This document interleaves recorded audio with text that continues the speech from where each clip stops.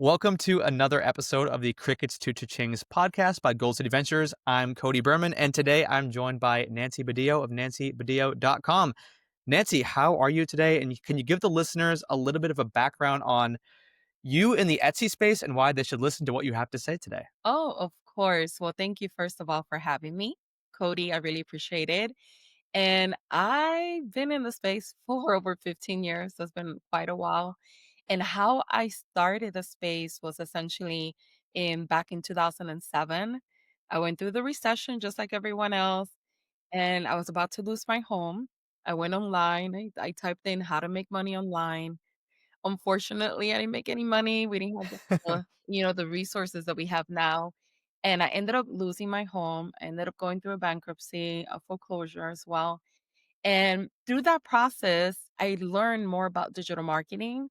And I thought it was so interesting that there were so many people online claiming, right, that they make money. And I just thought it was so interesting. So I just took it upon myself to just learn more about digital marketing. So for many years, I did everything online from building websites to PPC to um, creating blogs and selling them, from freelance to doing eBay, trying to sell on eBay. I pretty much did a lot of things. And over the time, one of the biggest mistakes I made was that I was all over the place. So I knew a lot over the years. I learned a lot and I was all over the place, and then finally I decided, "Oh, what's Etsy? Let me try Etsy out." And again, I didn't know anything about Etsy. I've never been a crafty girl. I've never sewn anything, and I was like I learned about digital products and how you could create a invite or create digital products even if you're not like a graphic designer or artist yourself. I got into Etsy. I started selling digital products. Taught myself how to do it with Photoshop at the time. I wasn't even using Canva, and my first year, I made like 21,000, and then my second year, I was able to triple that, and I was like, "Oh my god, I'm onto something." And before that, I made money, but not consistent, to quit my job. So when I started making money, then I decided, you know what? Instead of being like all over the place, let me micro niche and be or niche down and become like an Etsy coach versus 1 minute I'm a blogger, the next minute I'm a SEO expert, the next minute I'm a freelancer, etc. So that's kind of how my journey started, but I had a lot of bumps in the road for sure. I had a lot of bumps too, and that is exactly why we do shows like this so people can kind of take our 10, 15 plus years of mistakes selling digital products and skip them and hopefully start making sales a lot faster than both of us did. Because I know for me, my first couple dozen products were terrible. Oh, They didn't sell. I just felt like I was hitting a wall on Etsy. I was making like $50 a week, and I was constantly listing products. I just didn't understand keyword research or SEO or niching down. A lot of the stuff we'll talk about today. So, yes, that is exactly what we're going for here. And thank you to coaches like you who make it possible for people to skip over all those mistakes and the heartaches and the obstacles and roadblocks. of course, of course. So, today I want to talk about some trending items and maybe some trending keywords. You are such a prolific content creator. I was scrolling through your Instagram this morning, taking tons of notes, furious notes, because you were just constantly posting, like, okay, these are the keywords that are trending for Halloween this year, or this is a planner that's doing really well. Like, you're using these various keyword research tools to see that, this thing has a lot of search volume, not a lot of competition. It might be something that people should start looking into. So, we can take this in whatever direction you want, Nancy. If we want to talk about Halloween, we're recording this at the very beginning of October Okay. 2025. Or if you want to talk about certain keywords that might be holiday or trend agnostic, Yeah. what are you seeing right now? What's working? So what I see a lot is that the reason why I post those type of content of like this planner or this particular printable makes X, Y, and Z is because I feel like a lot of people feel like the market is too saturated. But the key is that if you do market research and you find out what people are searching for, and if you're very specific with trends as well, you use them correctly, you're able to make more money or ride that trend for that period of time. So, like I seen earlier today, a store had a Halloween birthday invitation that they did. They just uploaded that 30 days ago, and they already had over 288 sales. The Wow. card, I mean, it's pretty incredible. I saw another listing that was all about spooky like artwork, like printables as well. and they had over 100 prints. It's a little bit of work. However, that particular store did like over 13,000 in 1 month. Imagine, I mean, one product, they made $13,000 because they were able to tap into and they understand, okay, in next month or 2 months from now is Halloween. What can we get a head start off and create products? And a lot of times it's testing, but you need to make sure that you are doing market research. You're seeing what is trending at the given moment. And a lot of times things are trending right before, like 2, 3 months before. So if you plan ahead of time, you will reap, the rewards for it because now people are finding your product and everybody's waiting till like the week of to add that product. So, one thing that I always tell people with trends is that you need to jump on them a little bit sooner than later. And at least 2 to 3 months prior, start planning for them, and then you need to use any marketing tool like eRank or Laura, Marmalade to definitely go in there and start doing market research, figuring out what's trending already, what are people buying. And I'm not saying copying that design, but taking that idea, learning from that store, seeing where people are commenting, good and negative, and then making something similar in that theme, but definitely different and even possibly even better if you can. And then mhm, When you see search results pop up on eRank or Marmalade or Allura or mhm. Insight Factory or Everbee, pick your poison. There's a lot of good keyword Exactly, research tools out there. exactly. What is like a green light? I should create this thing. Do you go by a certain number of searches per month? Do you go by a certain level of competition? What's like the I need to make this product Well, qualifications? depends, yeah. So if I do keyword research for a particular product and it has, let's say, 3,000 monthly searches and only like 1,000 in competition, that's relatively a good keyword to use for your product. And what I tell people all the time is that you might not find all 13 keywords to look that way. You might find like 4 or 5 that are pretty decent, and then the rest are a little bit more heavier in competition. So the ones that are the most important ones are the ones you're going to focus on in putting it in your title, front loading it in your title, putting it in your description on the top of your description, etc. However, if you find a product that has, like, let's say you were looking for wellness and you see something that says 13,000 monthly searches, but then the competition is like 3,000 or 4,000, that is something that I wouldn't think about. I wouldn't say, I don't know if I'm gonna do this. That is a gap in the market. That is an indication that there's a whole bunch of people searching for this product and not too many people are creating it. So when you find those are gold, those are unicorns, essentially. Hmm. And what I tell people is you capitalize that in so many ways. So what you would do if it's a wellness planner, you would create one listing. And then what you try to do is create different variations of that listing using those keywords and creating more because you're able to capitalize on something that might become your bestseller as well. And even if you're not able to add additional products that are variations of the same product, always have like a product ladder. So because that one product is going to sell really well. So you have to look at your listing like a sales page. How can I get this person? One, they're already going to buy because this keyword is really good. So most likely people are going to find your listing, and hopefully if you're selling what you're promoting, and it's really good and your photos are great. I mean, there's so many contributing factors, but everything, you did everything correctly, then you're going to get sales. But how can you capitalize and increase your average order value for that listing as well? So that's another thing to think about. But that would be one that I would say, okay, this is what I have. I have to create this product. I can't, Okay. lose momentum right now. This is the one I wanna do. Mhm. That makes a lot of sense. So, going back to, we can use this example, or we could go back to the Halloween birthday invitation that you saw. You talk about kind of niching down one more layer. So, yes, you can make a Halloween birthday invitation, but do you make multiple versions of a Halloween birthday invitation? And maybe it's by like aesthetic. Maybe you do a boho Halloween birthday invitation, and you do a retro, and you do a cottage core, and whatever else, pops up in your keyword research. Is that kind of how you think of niching out and creating multiple variations of a product? We can use the planner or the Halloween birthday Yeah. invitation, whatever's a better example. Yeah, for the variation, yeah, what I would do a lot of times it's like slight variations. So let's say it's a Halloween birthday invitation.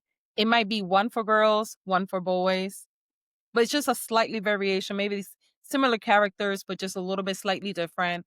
If it's like something else, like let's say like like a party invitation or like a wedding invitation, it might be the same invitation, the same style, but maybe this one has hydrangeas and another one has like roses. So different slightly variations. And then if you're able to find multiple keywords that are doing really well. So maybe you found like the Halloween birthday invitation is doing well, but then monster invitation is doing well. Then you combine that together. You create an invite that has little monster, so it meets this keyword, but then also meets the keyword of people searching for Halloween birthday. So those are like even better because now you're getting so many eyeballs from all these different keywords that you normally probably wouldn't think because a lot of people put birthday invitation, printable Halloween, and they keep repeating the same versus thinking out the box and saying, okay, so Halloween is trending. What other keywords go with Halloween that might be trending that I could capitalize in this season right now? Because once you find something and you trend, I mean, I have some students of mine that made like 5,000 in one listing in a month. I mean, it usually flatlines after the trend went away or the season went away. But to make that much money just from 1, 2 listings that they did and taking like 20 minutes to do keyword research, I mean, it's pretty incredible. Yeah, who cares about flatlining if you're making 5K off one product? Like, if you can do that for every single trend, you can figure out what's going to be trending for Thanksgiving, and then what's going to be trending for Christmas, and then what's going to be trending for New Year's and Valentine's Day, and so on and so forth. If you can get little bursts like that throughout the entire year, my gosh, you You can make a you lot of also money. get so good at it, like, year after year, you start, like, predicting, like, you start learning, "Okay, this is the time I should start doing this, because last year I did good." And I have, like, students of mine that they keep selling the same products year after year, they just put it back or they might deactivate it and put it back on the season, and it still performs well. And mind you, some will have to do keyword research and kind of find new keywords, but I've gotten some that have told me, "Nancy, I can't believe, like, it did well again." So sometimes that could happen too. Are there any keyword gotchas or things that people are doing wrong with keywords? I really liked your example of a lot of people just kind of keyword stuff with the same stuff. So for Yeah. Halloween, it might be, Halloween birthday invitation, Halloween printable, but they don't think outside the box. They don't add things like monster. They don't add things like skeleton or whatever the, one layer down niching might be. What are some other kind of keyword or tag or just wording errors that people are making when they're listing their I stuff? think that's the main one that I see all the time, which is just repeating the same keywords over and over, but just adding like an extra keyword at the end or something. Um, that is the main one there. The second one would be using very vague keywords that don't accurately describe what you sell. Or Mm, going after yeah. keywords like maybe you're selling like a table lamp, so you use the word home decor. That's too vague. And what happens with people that search on Etsy home decor, they're searching. They're looking around. They're not searching with an intent to buy. They're more like, let me see what I find for home decor. But if you have like a small yellow table lamp, I don't know, I'm just making this up right now. If you use that keyword, that long tail keyword, you do the research first. You realize like, oh, it's a long tail keyword, doesn't have a lot of competition. It has some search volume. It accurately describes what I sell. And then you use that keyword. The people that actually find your store now, they're searching with an intent to buy because when you go Hmm. online and you type in on Etsy, small yellow table lamp, you're being so specific to what you want. And if I come across that listing that sells what I really want, I'm more likely to click and I'm more likely to buy from you. So That's such an important point. I cannot underscore that enough. And this is what we teach our students too is like, okay, what do you think someone's going to buy? They're buying a birthday card for their 70-year-old father who likes golf. They're going to buy just a generic birthday card. Or if they type in 70-year-old golf birthday card and you have, the big 70 on the card with like a golfer on it, like they're so much more drawn to that. There's such a higher buyer intent ex- there because it's so much closer to the thing that they're shopping for. ex- I can't underscore that enough, Nancy. That's great. and then I think the third one I would say, and I tell this to all my new students, is that they end up putting like their shop name as a store. And I always tell them, like, until you blow up and people are actually searching your name, never add your shop name. That's like a wasted space. That Oh, in the actual title you're talking about or in oh, the I'm talking about tags? as a tag. Oh, man. And Yeah, definitely don't do they use it as that. a tag, and then when I'm analyzing their keywords, I'm like, "Is why mine says 0 there?" I'm like, "'Cause no one's really searching for your store there." Now, once Yeah. people start searching your name and, like, maybe you blew up and they're searching for Cody printables, then at that point, it makes sense to kinda add it to maybe all the listings, etcetera, but in the beginning, make sure to use keywords that are buyer intent keywords. Make sure to use long tail keywords because they're more targeted traffic, the people that you actually want. Stay away from broad keywords, vague keywords that don't really describe what you sell and don't repeat the same word over the same thing over and over like birthday invite, Halloween birthday invite printer. Don't do that. Yeah. Those are the all the things that I'm thinking on top of my head right now. Yeah, those make perfect sense. I think those are great things to avoid as an Etsy seller, a new or existing. What I really like though about digital products and going back to your example of, monster Halloween invitation is that with digital products versus like a small yellow table lamp, it would be really difficult for you to like quickly change the adjectives to describe that table lamp. Like it'd be hard for you to it's work for you to paint that thing blue or it's work for you to like paint that thing orange or to like put stripes on it. But with a digital product, you literally take a Halloween birthday invitation, you throw a couple monster elements on there from Canva, you throw a couple skeleton elements on there from Canva, and all of a sudden you can completely change the keywords that you're targeting in a Exactly. flash. Like I'm such a I call it templatization where I'll just like create a base template that looks pretty good, and then I'll just make a million variations of products using that base The template. words out of my mouth. Exactly.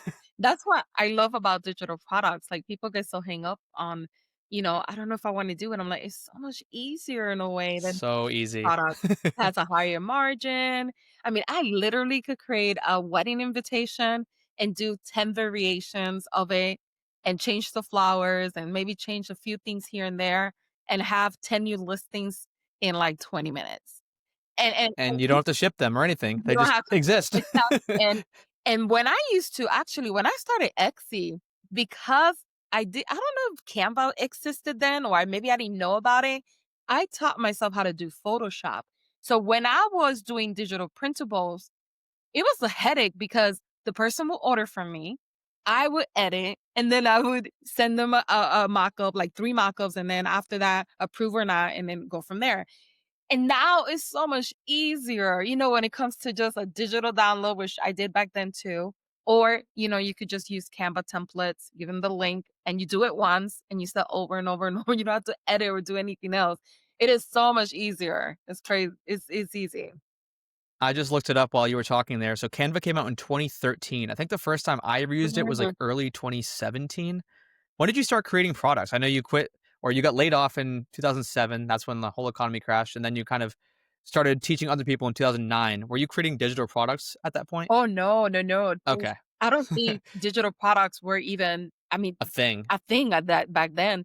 To be honest, I don't even know how I came across Etsy, but when I opened my first store, it was 2016. Okay. So Canva existed, I guess. Yeah, Yeah. Canva assistant, I just didn't know about it. I had just learned about, like, Creative Market and how you could just buy something from there and, put in your template in Photoshop and create something, and that right there blew my mind, and then I had to learn Photoshop, so that took a lot of time, but I didn't really know Canva at that given moment. I think I started using Canva now, maybe 2018, almost like you, 2018, around that time, because I think that's when it started kinda, like, blowing up, and then I had my YouTube channel, and then I was thinking about thumbnails and other things I could use Canva with, and I think that's where I was like, "Oh, wait, they got Canva templates." Yeah. Only So as someone who's been creating digital products for almost a decade, you started with it sounds like Photoshop, then you move Mhm. over to Canva. What are some of the biggest mistakes you're seeing from new sellers, your students, just people on Etsy? Like, Mhm. is their main listing image too crowded? Is just like their colors off? Is the aesthetic off? What's some of the main mistakes you're seeing new sellers make with design? I think a lot of it is that what you said, like, is too crowded, there's no space, right? Maybe the designs that they picked are not the best looking or the formatting of it. But I think the biggest one is the user experience. Like when you Hmm. send the Canva template for a customer, I always tell my students, make sure you have your thank you message, make sure to include instructions. If you have to create a video because it's a little bit more complicated type of product, some are. Do a video, but it's all about the user experience. If that customer downloads the product and they don't know how to use it and they're like stuck, don't assume everyone knows how to use Canva. There's a lot of people that don't. And that's another one. A lot of people say, I don't know if I want to sell Canva templates. Why would they pay me if they could just do it themselves? Well, let me tell you, I'm the first one to buy a Canva template for my son's birthday because sometimes I don't have the time to do it, even though I need to do it.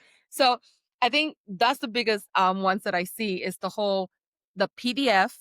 They just slap a thank you on the top. They have the link, but they don't have any follow up, like any discounts. They don't say, hey, for your next purchase, use like they're not focusing on return customers. They're more focused on, okay, what's my next customer?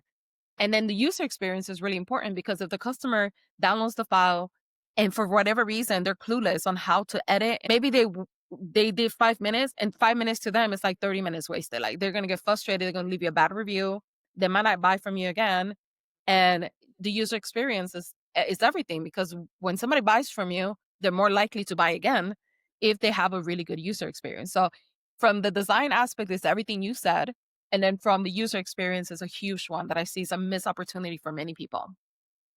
So last thing I want to hit on, and you just read my mind with what you were just talking about there, is you talked about boosting average order size and customer LTV, like getting people back to your shop, or maybe bundling and ordering multiple items. Yeah, How are you doing this tactically? Like, is this something you're doing in your listing descriptions and your listing images? I know it sounds like you're getting people on like an email list and promoting your products exactly. that way.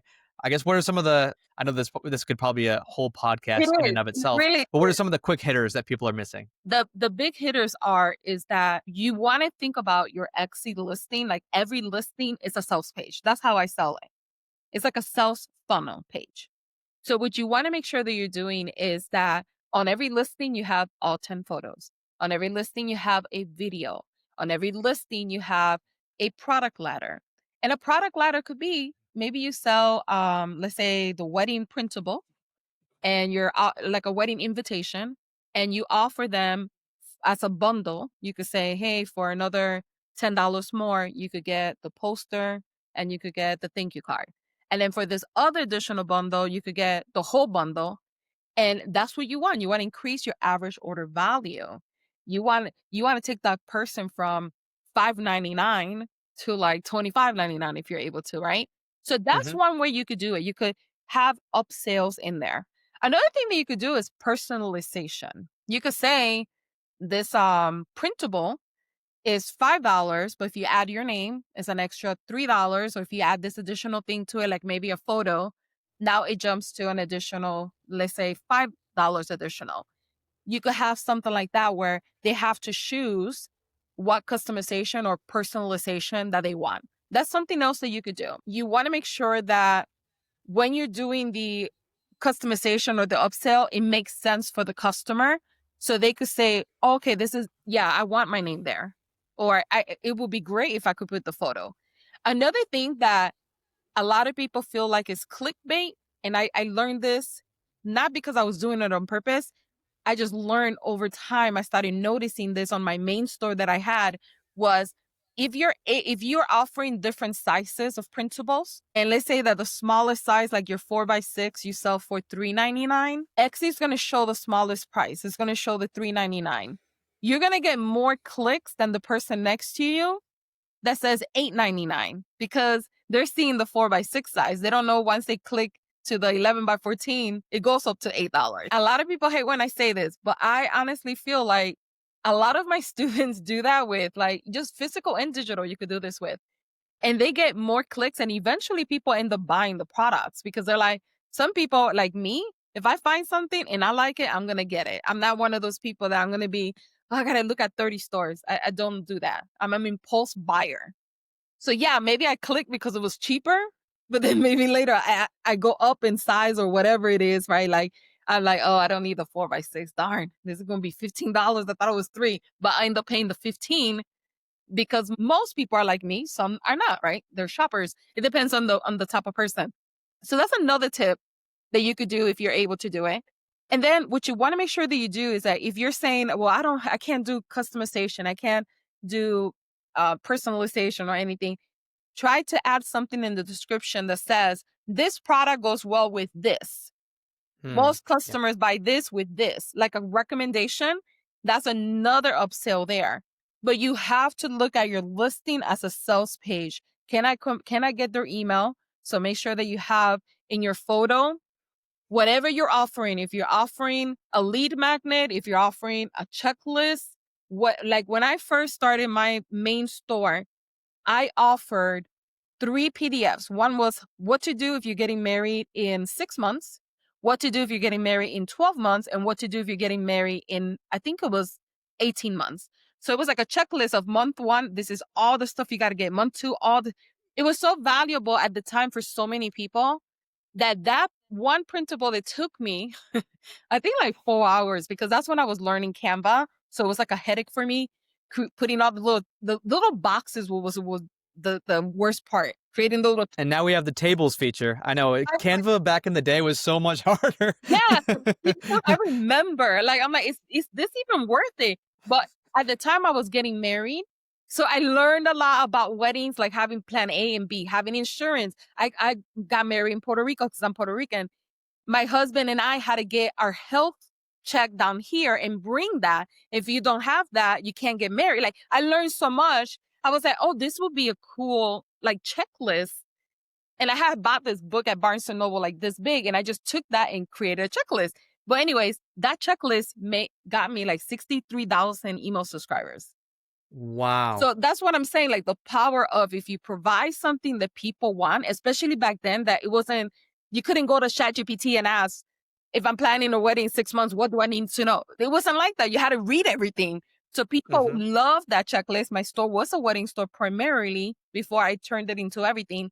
So that helped me get a lot of emails. So make sure that your freebie is valuable because we are in a trust recession right now. So people aren't going to give you the email that easy like they used to back in the day.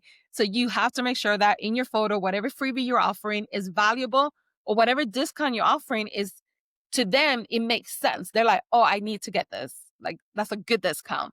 And then you put that in your photo and you also put it in your description because some people look at all of the photos and don't read and vice versa. So you want to make sure that you cover everything. So therefore you don't miss opportunities. So offering again bundles, upsells, personalization, whatever the product is. I'm sure there's something that falls in those categories that you could offer. And then obviously, Cody, making sure that your listing talks about the high value problem that your product solves, not just list the features, talk about the benefits. If you list the features next to it, write the benefit of that feature. That's what I always tell my students. So, what is the benefit of this feature? Write it next to it, write it next to it.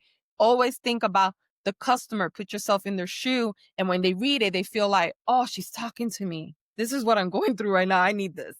So, those will be like the main rules.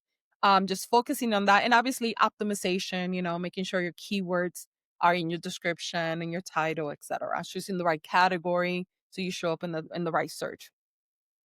That was gold, Nancy. Everyone take notes. That's why we call this hidden gems. That was really good. Okay, thank As we bring this thing to a close, where do you want people to follow up? I know you're very prolific on all social medias, thank Instagram, you have a huge you. YouTube following. Where do you want our listeners to get more of Nancy I and your guess Etsy teachings? oh, thank you so much. I guess the easiest is my website because once you go in there, you find everything else. So nancybadillo.com. Perfect. All right. We'll link everything up in the show notes and in the description. Thank you so much for your time today. This is a lot of fun. I've Oh been my God. smiling. I've been learning. I've been taking notes. You have, again, shared a wealth of knowledge. I think everyone has some homework to do on their own Etsy shop with some of Thank these tips. you. Thank So thank you. you. Thank you, team.